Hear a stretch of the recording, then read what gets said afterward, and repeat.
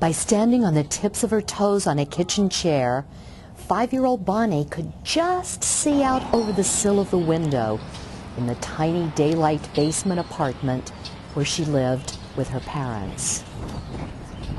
A car stopped a few feet from Bonnie's window perch. It looked new and shiny, and it was red. Not fire engine red, but a funny kind of red Bonnie'd never seen before. She watched as a man got out.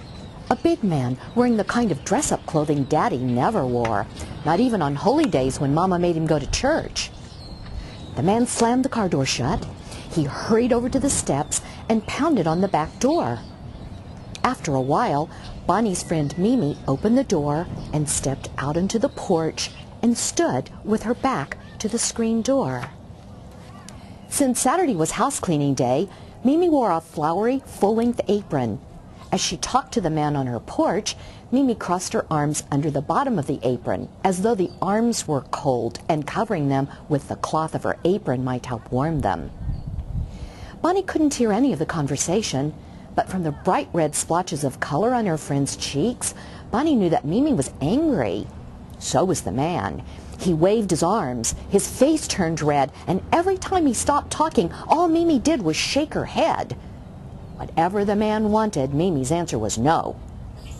One of the car doors opened, and another woman stepped out. This one looked familiar. Bonnie thought she might have seen the woman before, coming to the house with a vase of flowers, or maybe a covered dish for supper. Bonnie had seen Mimi's mother occasionally. The woman was old and sick. Sometimes she was in a wheelchair, but mostly she stayed in bed. Mimi worked in an office all day. The rest of the time, she was at home taking care of her mother. As the second woman walked toward the porch, she opened her purse, reached inside, and pulled something out. Only when the sun glinted off the blade did Bonnie realize it was a knife. That seemed odd. Most of the women Bonnie knew used their purses to carry lipstick and hankies and compacts and change purses, never a knife. Why a knife? What was going on? The woman stepped up onto the porch beside the man. She looked angry too. Bonnie wondered what was wrong. Why were those two people yelling at Mimi? Bonnie didn't have to hear the words to know they were saying mean and nasty things. At last, Mimi turned and started to go inside. That's when the man reached out and grabbed her. Catching her by the arm, he pulled her off the porch. Bonnie watched in horror as Mimi fell all the way to the sidewalk, where she lay still for a moment, as though the force of the fall had knocked the wind out of her. Bonnie knew how that felt. The same thing had happened to her once when she had fallen out of the apple tree. Then, instead of helping Mimi up, the man dropped on top of her with his knee in her stomach. There was a brief struggle. The man seemed to be hitting her. The woman was standing in the way, so Bonnie couldn't see everything that happened. She wanted to scream out at him, "Stop, stop, you're hurting her!" But her voice froze in her throat. The words wouldn't come. At last, the woman reached down and helped the man up. The two of them stood there for a moment, looking down at Mimi. Even from where she was standing, Bonnie could see that the man's hands were bloody. So was his shirt.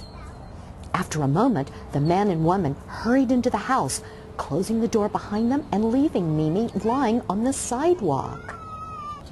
For a time, Bonnie didn't move. She didn't know what to do. She might have run upstairs and told her landlady, but Mrs. Ritter was a cranky old woman. Mama had made it clear that she didn't like children and that Bonnie was never under any circumstances to go upstairs and bother her. But still, Bonnie couldn't just stand there and do nothing. At last, she jumped down from the chair, ran up the stairs, and hurried out the door.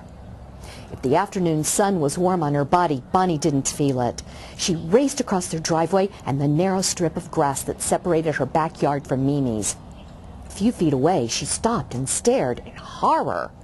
There was blood, bright red blood, everywhere. Mimi's flowery apron was drenched in it. Blood spilled onto the cement driveway and pooled beneath her.